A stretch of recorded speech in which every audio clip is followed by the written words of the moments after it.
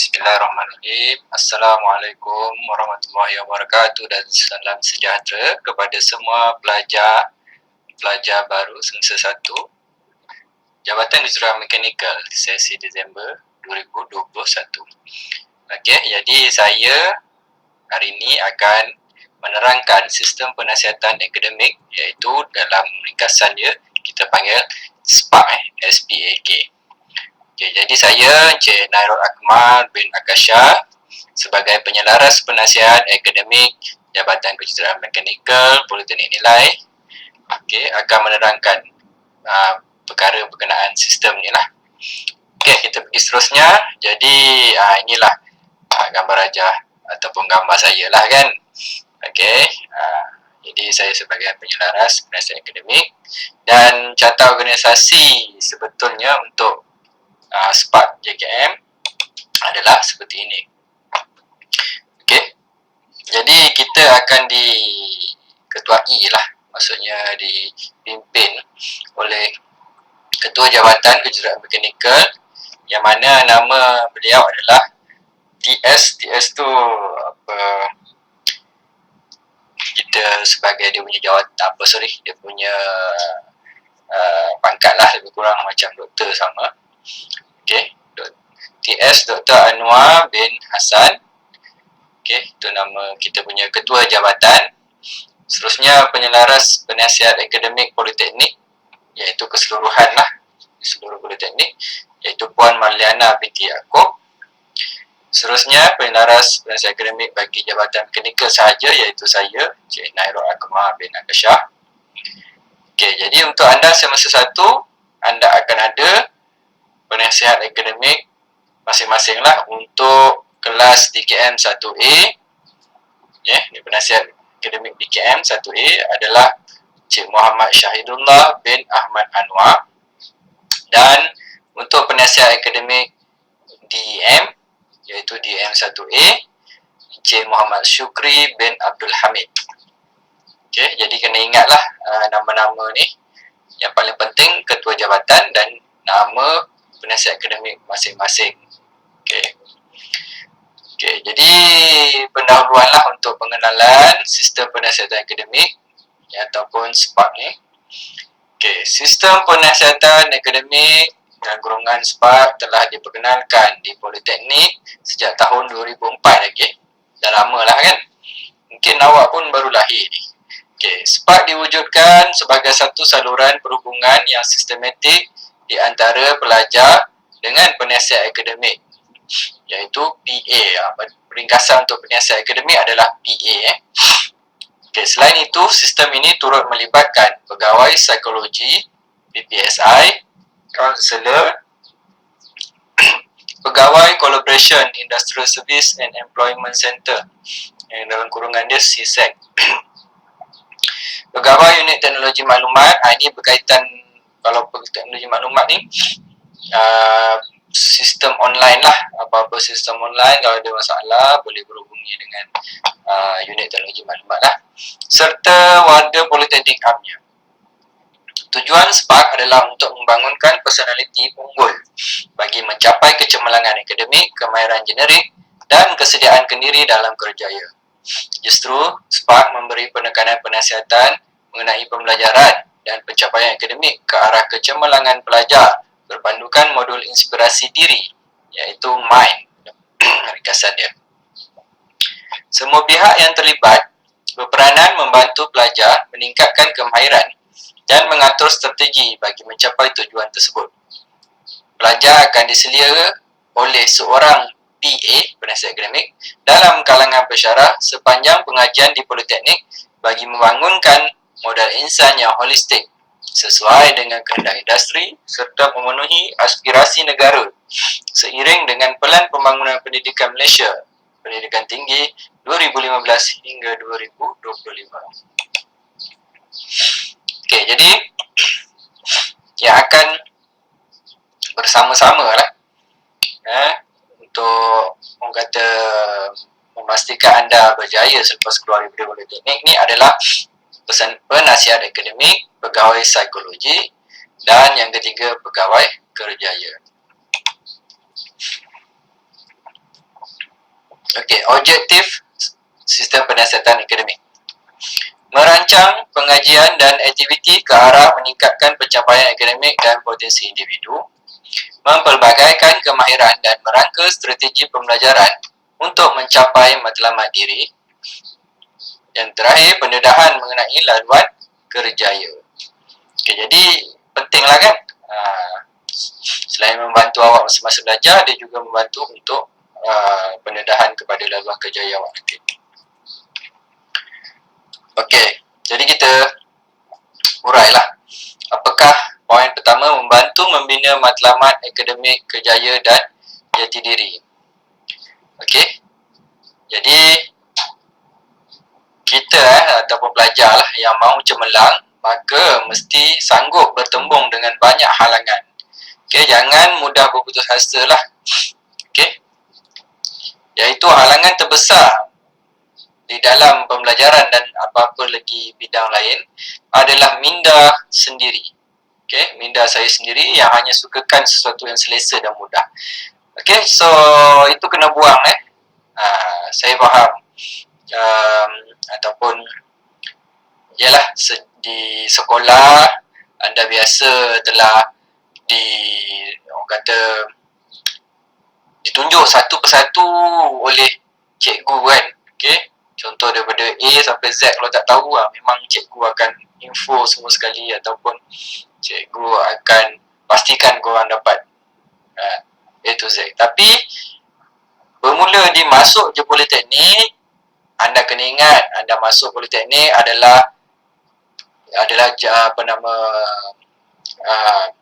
pengajian tinggi punya institusi. Nama pun tinggi, jadi kena berfikir secara tinggi. Dah tak ada dah orang nak panggil, kita panggil spoon feed tu maksudnya suap lah kan, yang macam kena betul-betul tengok bimbing sampailah awak ni. Kita hanya penasihat akademik membantulah so jangan terlampau manja lah, senang cerita. Dah tak ada dah masa-masa untuk memanja dah. Orang semua jadi barat dewasa dah, 18 tahun ke atas. Okey, seterusnya membantu merancang dan menyusun struktur program serta memantau pendaftaran khusus sepanjang pengajian. Okey, maksudnya dia membantu saja, maksudnya korang kena rancang dahulu. Kena rancang apa yang subjek yang nak diambil, apa yang korang akan ambil akan datang, kena tahu. Okey, kalau sudah start ataupun inilah tak boleh dah tak tahu sangat lah nak buat macam mana, barulah pergi berhubung dengan penasihat akademik. Okey, jadi apakah kemahiran-kemahiran belajar? Yang pertama, elemen perancangan pembelajaran. Kedua, elemen pengurusan masa. Masa pun kena pandai urus. Jangan dah tak ada dah masa-masa nak tidur je sepanjang masa, macam sejak pandemik ni kan, COVID-19 ni kan. Dah tak buat apa, duduk rumah, tidur ke, main game saja ke. So benda tu kena adjust, buang lah mana yang tak baik tu kan. Okey, yang ketiga, mengenali gaya pembelajaran. Kena orang kata faham dan biasakan macam mana kaedah pembelajaran di pengajian tinggi punya tempat. Yang keempat, teknik pembelajaran. Sama, maksudnya bila dah tahu gaya pembelajaran macam mana, kita pun kena tahu dan cuba amalkan teknik pembelajaran yang betul. Okey, yang ketiga, mengurus hal-hal yang berkaitan dengan kehadiran serta memantau kepatuhan pelajar terhadap peraturan yang berkaitan. So ini tugas PA juga, maksudnya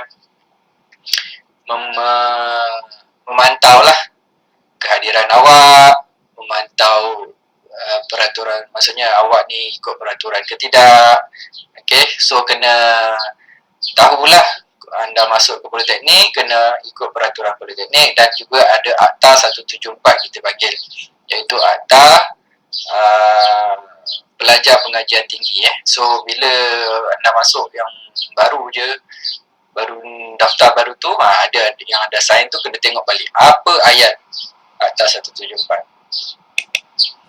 Okey, seterusnya yang keempat, mengemaskini dokumen atau rekod di dalam fail penasihat akademik secara bercetak atau secara atas talian. So, kalau dulu sebelum berlakunya COVID-19 ni kebanyakannya bercetak, tapi sekarang sedangkan anda sendiri pun mendengar taklimat ni menggunakan atas talian kan, jadi terpaksa ataupun new normal yang seperti disebut-sebut kan, kena ikut dia punya kaedah, iaitu semua rekod mengenai pelajar perlu dikemaskini di dalam SPMP. Nanti awak tahulah SPMP itu apa, ataupun nama panjangnya sistem maklumat pelajar, sistem pendaftaran maklumat pelajar okay. Bagi memudahkan urusan pelajar dan penasihat akademik.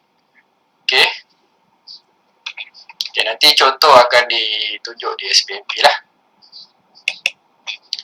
Okay, keperluan fail pelajar yang perlu dikemaskini oleh pelajar dan dipantau oleh PA. Okay, untuk awal-awal ni kami dari pihak penasihat akademik dah mohon sebelum ni, tapi belum sampai lagi fail yang diperlukan. Jadi minta kerjasama anda semua sediakan satu fail Luxina yang bersaiz A4 ataupun letter size. Okey, dan yang kedua ni memang wajib, ni takkan akan dibagi. Maksudnya bila yang awak dah sediakan fail Luxina ni, kalau dah ada fail yang daripada politeknik, kita akan tukar balik lah. Okey, tapi untuk yang kedua ni, salinan gambar peribadi 3 keping ni, ni wajib kena ada. Memang akan diminta oleh PA dan sebagainya nanti.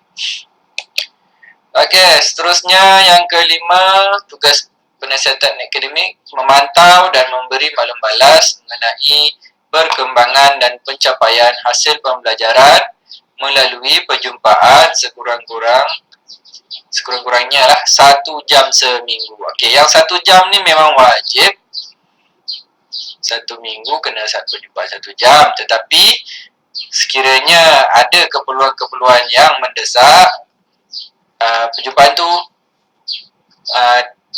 boleh berlaku lebih daripada 1 jam lah, ataupun lebih banyak dalam masa seminggu, mungkin 2-3 kali ke.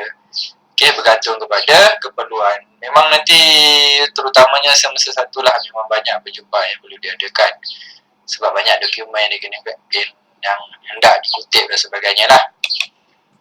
Okey, yang keenam, mengenal pasti pelajar yang perlu dirujuk kepada pihak yang berkenaan.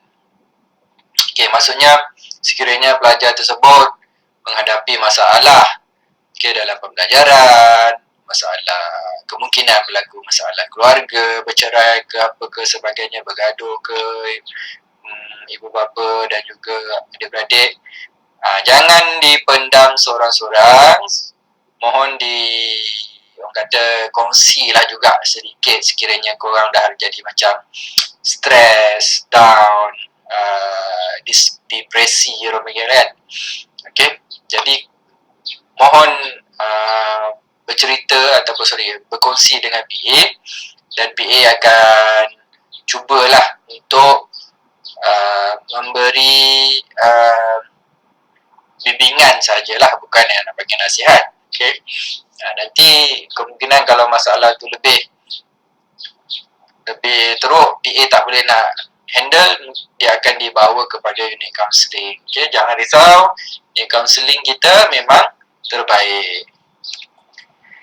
Okey, seterusnya yang ke-7, tugas PA pemudah cara domain yang berkaitan dalam modul inspirasi diri, iaitu ringkasan dia MIND. Okey, jadi jam pembelajaran belajar, tengok tu dekat dalam belah kanan tu, student learning time, iaitu masa pertemuan bersemuka. Ni hasil campuran masa pertemuan tidak bersemuka, lepas tu masa penilaian dan masa pembelajaran sendiri. Okey.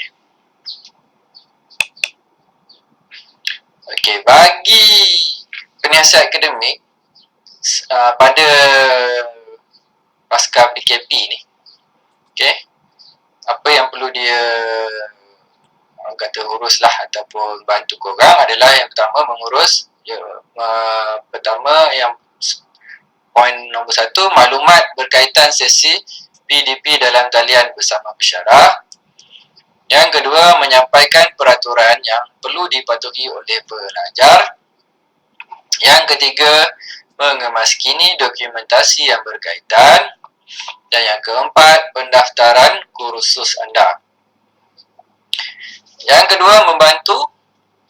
Itu poin nombor 1 untuk membantu menyusun jadual waktu. Ni sepatutnya kalau ikut telah ada jadual waktu yang memang dah dibuat oleh unit jadual. Jadi sebenarnya kalau semester 1 ikut je lah. Semester 2 nanti barulah ada berlaku, ada penyusunan semula lah. Okay, yang kedua, membantu pelajar menggunakan medium komunikasi dan aplikasi yang digunakan oleh pesyarah. Okay. Yang ketiga, melayani masalah atau aduan pelajar secara berhemah. Yang keempat, mengenal pasti pelajar yang perlu dirujuk ke unit berkaitan. Yang seterusnya, memantau, iaitu poin nombor 1, status aktif pelajar. Ni aktif ni maksudnya awak berdaftar ke tidak berdaftar lah. Terutamanya kalau yang belum ada bayaran yuran, biasanya dia tidak aktif.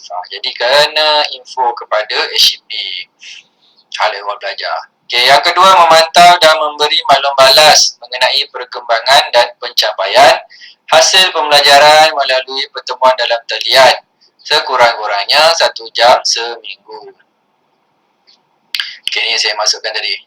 Kalau korang semester 1 duduk di asrama, tak semestinya lah nak keseluruhannya guna talian, maksudnya online. Jadi ada masa juga korang boleh berjumpa dengan PA atau PA nak anda berjumpa secara bersemuka face to face lah. Okay, tapi dengan SOP lah, maksudnya tidak terlampau ramai. Mungkin dia panggil 10 orang dulu, lepas tu next 10 orang lagi, macam tu lah. Okay, seterusnya kehadiran pelajar, memantau kehadiran pelajar lah. Maksudnya anda semua ni masuk kelas ke tidak. Walaupun online, nanti pesyarah akan mengambil kehadiran dan akan memberitahu PA lah yang ada rekod dia.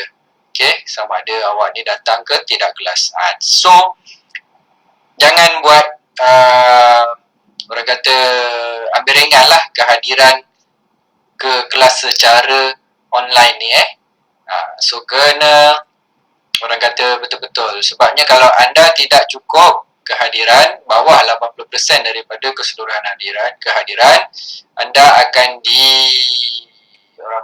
ditahan daripada mengambil peperiksaan, ataupun kalau subjek itu tak ada peperiksaan, dikira gagal sebab kalau tak cukup kehadiran lah. Okey, seterusnya modul inspirasi diri dalam kurungan MIND. So, ringkasan dia lah ni. Ni dia punya buku dia, bergambar atau berbentuk sedemikian. Ada gambar otak sikit ni. Lepas tu adalah tajuk dia. Membantu pelajar meningkatkan potensi minda, keyakinan diri ke arah kecemerlangan diri, kehidupan dan kerjaya. Jadi buku ni lah, atau modul ni boleh membantu anda lah. Okey, seperti yang dia nyatakan. Okey, jadi bila ada perjumpaan dengan PA, ini gambar dululah ya, masa sebelum COVID-19. Okey, jadi boleh duduk rapat. Tapi kalau sekarang, PA perlu menjarakkan korang lah, ataupun korang sendirilah fikir kan macam mana nak jarak. So, alihkan meja dan kerusi sebagainya. Okey, jadi bila ada perjumpaan ni menggunakan modul tu, korang boleh pembangunan diri lah akan berlaku di situ. Okey. Contoh di sini ada matlamat. Okey. Mendapat keputusan terbaik sepanjang semester, sepanjang pengajian di Politeknik, ingin menjawat jawatan jurutera atau menjadi saintis, ingin bahagia dunia dan akhirat, dan ingin membahagiakan keluarga. Okey. Setelah maksudnya bila anda menjadi pelajar politeknik, kita akan ada satu sistem yang mana akan menyimpan kebanyakan data-data anda di dalam sistem tersebut lah. Yang dia punya besar tadi adalah SPMP tadi. Okay. Dan kalau dia punya skop kecil kepada maklumat yang perlu disampaikan kepada PA saja, dipanggil iPad. Okay. Dia maksudnya intelijen penasihat akademik lah. Okay. Ataupun informasi penasihat akademik. Okay. Seterusnya, apakah yang boleh dibuat di dalam iPad ni adalah aduan tentang masalah pelajar, pengurusan akademik pelajar, pendaftaran khusus atau keputusan peperiksaan lain-lain, maklumat pelajar dan waris. Okay, perlu sentiasa dikemaskini dari semasa ke semasa bergantung kepada keadaan. Ini korang kena bagi maklumat lah kepada PA masing-masing. Jangan biarkan PA sendiri yang terkapai-kapai, maksudnya korang tak inform, nanti maklumat korang tidak update, waris pun tak update. Kalau berlaku apa-apa masalah, kita nak call tak dapat, call waris tak dapat. Jadi maksudnya kena sentiasa info lah kepada PA. Nanti biasanya memang PA akan buat grup WhatsApp lah minima biasanya. Okay, jadi info kat situ saja kalau ada perubahan apa-apa. Okay, seterusnya akan korang perlu dalam sistem iPad ni membuat penilaian keberkesanan SPARK, iaitu sebenarnya minggu ke-8 ni. Okay, minggu ke-8 dan juga minggu ke-14. Okay, jadi macam mana sistem iPad ni adalah seperti ini. Kalau pelajar masuk, ini contoh semester yang lepas lah Okay, ni akan ada nama anda nanti, dan menu dia dalam ni adalah buku panduan. Ni boleh download di sini buku panduan sistem penasihat akademik, dan modul inspirasi diri MIND ni pun perlu di download. Okay, barulah korang akan ada perjumpaan dengan PA. Seterusnya untuk penasihat akademik, akan ada maklumat pelajar. Yang ni korang kena update kat sini lah. Okay, seterusnya penilaian keberkesanan sistem. Okay. Okay, kalau anda ada masalah, setiap tengok dia punya quotes ni, for every laugh there should be a tear. Maksudnya tak semua kehidupan kita ni asyik gembira je ketawa gembira saja. Mesti akan ada sedikit cabaran lah, yang maksudnya yang menyedihkan kita sebagainya. Ataupun kalau dalam 30 orang, contoh anda 30 orang satu kelas, mesti akan ada beberapa yang akan sedih dan bermasalah. Jadi apakah tindakan korang boleh buat? Iaitu berhubung dengan unit pengurusan psikologi. Okay, jadi ini adalah carta organisasi unit pengurusan psikologi, dipanggil UPPSI, yang mana ketua unitnya diketuai oleh Dr. Manisa binti Abdul Qadir. Seterusnya, dia punya pegawai psikologi adalah Puan Nurhamiza binti Yusof. Okay, yang kedua-dua ni kalau tengok ada KBPA ni, KB.PA ni, itulah dia punya kelulusan psikologi dia lah. Okay, seterusnya untuk di jabatan kita, maksudnya sebelum anda jumpa direct ke sini, PA akan memberitahu kepada penyelaras psikologi jabatan lah, iaitu Cik Mahiran dan juga Dr. Muhammad Ridwan bin Muhammad Jamil. Okay, so dengan orang ni lah, kalau anda ada masalah boleh berhubung ataupun berkomunikasi. Okay, asas perkhidmatan kaunseling dan psikologi, maksudnya anda boleh pergi ke bahagian atau unit kaunseling tersebut adalah pada pukul 8 pagi sehingga 5 petang. Tempat dia adalah bilik kaunseling yang mana duduk di bawah bangunan Jabatan Hal Ehwal Pelajar HEP. Okey, jadi pelajar dan staf digalakkan, atas mestinya pelajar staf pun kalau ada masalah digalakkan membuat temujanji dengan mengisi borang permohonan temujanji bimbingan dan kaunseling, sama ada secara pergi ambil di pejabat tu manual ataupun gunakan QR code dan juga drive ni lah. Okey, mana-mana link boleh ataupun QR code. Okey, dah isi borang barulah hantar kepada sinilah bilik kaunseling HCP. Nanti akan diberi temujanji lah bila boleh bertemu. Okey, setiap kaunselor berpegang kepada kerahsiaan di bawah Akta 580/1998 Akta Lembaga Kaunseling Malaysia. Maksudnya apa sahaja yang anda ceritakan masalah anda tidak akan dibawa keluar, diceritakan kepada orang lain sebab dia adalah akta kerahsiaan. Memang itulah dia punya kerja dia. Okay, sekiranya dia bercerita, dia boleh dikenakan tindakan undang-undang lah. Jadi jangan risau, apa saja berat mana pun masalah awak, boleh berjumpa dengan kaunseling. Janganlah kata malulah, takutlah akan menjejaskan diri awak punya kata status ke contoh. So tak so akan dirahsiakan sepenuhnya. Cumanya dia akan nanti memberikan nasihat lah macam mana nak orang kata meringankan atau menyelesaikan masalah awak.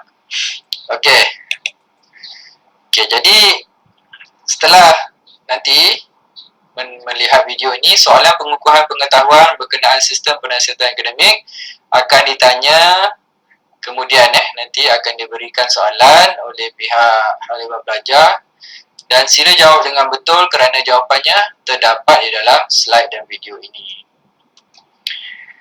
Okey, jadi setiap apa yang kita buat selalu akan ada harapan bagi mereka yang berdoa dan selalu ada jalan bagi mereka yang berusaha. Okay, jadi jangan putus asa, buat sehabis baiklah dan berdoa. Okey. Jadi perjalanan 1000 batu bermula dari satu langkah. Okey, tengok budak kecil nak usaha naik tangga pun sudah perlu usaha lah kan. Bukannya dia senang-senang je boleh naik. Sama juga macam awak. Bermula daripada hari first day masuk politeknik, kena usaha. Contohlah yang selama ni even bangun pun mak ayah yang kejut. So untuk bila dah duduk di politeknik, belajar di sini, nak bangun tu pun kena buat sendiri. Itu pun dah orang kata 1000 batu punya perjalanan, tapi kita kena bermula daripada satu langkah yang pertama. Kita kena set jam betul-betul, azam sebelum tidur untuk bangun pada waktunya. So sebabnya apa saya cakap macam ni? Berlaku, memang banyak berlaku pelajar datang lewat ke kelas kerana alasannya apa? Susah bangun tidur ataupun sebelum ni mak kejutkan, ayah kejutkan. Jadi saya tak nak benda itu berlaku lah. Okay, kena ubah ubah awak punya cara hidup dan sebagainya lah. Okay, saya rasa itu saja untuk taklimat ni. Sekian, terima kasih.